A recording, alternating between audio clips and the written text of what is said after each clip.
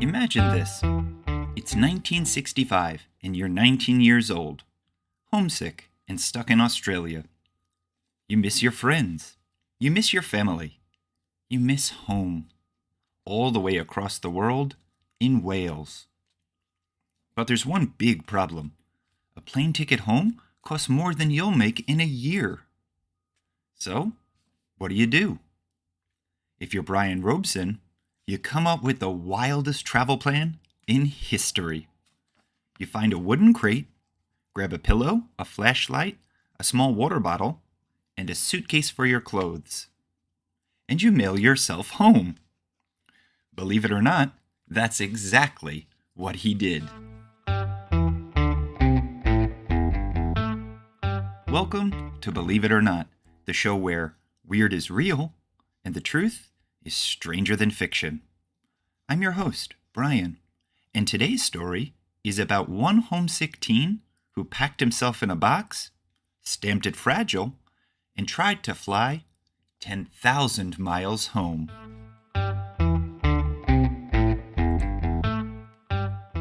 Bryan Robson was a teenager from Cardiff, Wales. He moved to Australia as part of a government work program in the 1960s. The idea was simple. Young people could earn money and help the Australian workforce.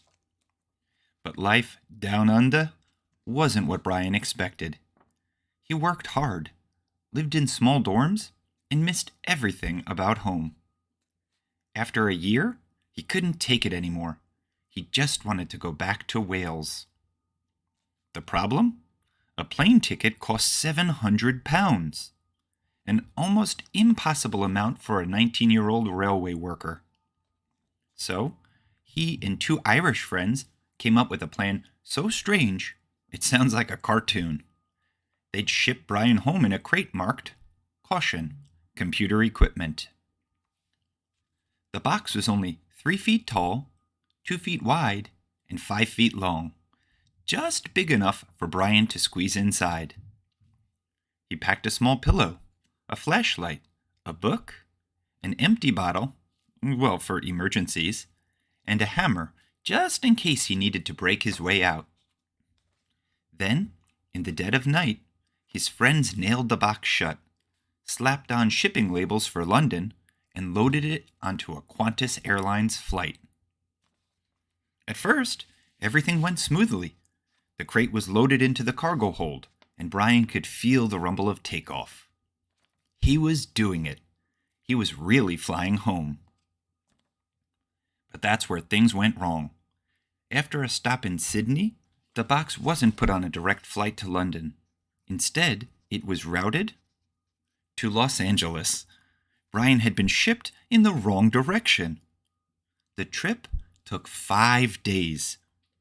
During that time, Bryan was flipped upside down, dropped, and left in freezing cargo bays. He couldn't stretch, could barely breathe, and nearly passed out several times. By the time the crate landed in Los Angeles, Bryan was so weak he could barely tap on the lid. Airport workers saw the box shaking and decided to open it.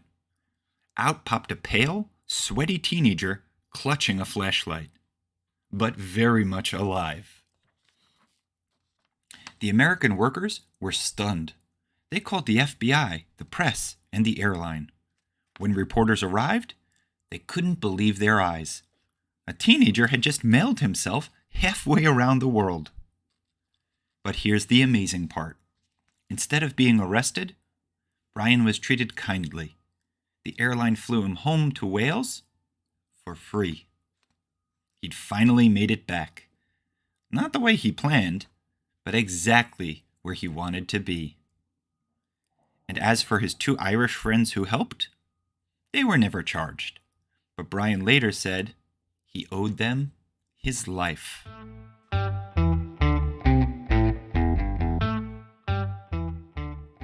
Now, here are a few interesting facts I found while researching this podcast. Number 1, Bryan Robson's box was only slightly bigger than a refrigerator.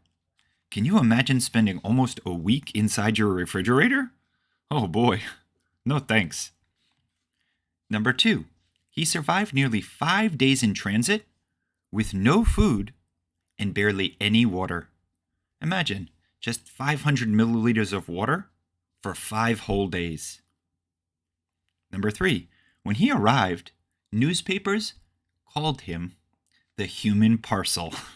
What a great nickname. Number 4, decades later, Bryan wrote a book about his adventure called The Crate Escape. And number 5, shipping yourself by air today is completely illegal and incredibly dangerous.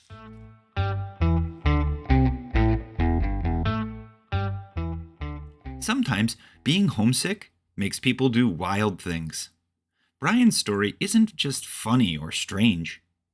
It's also about how far someone will go to get home. So now it's your turn to think about the story. Would you ever take a risk like that for something you really wanted?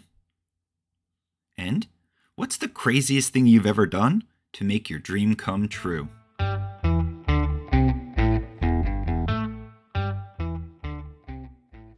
So, what did we learn today?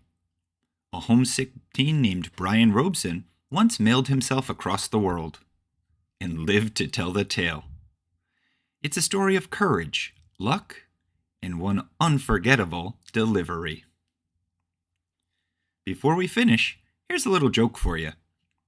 Why did Bryan bring a flashlight into the box? Because he wanted to lighten up the trip.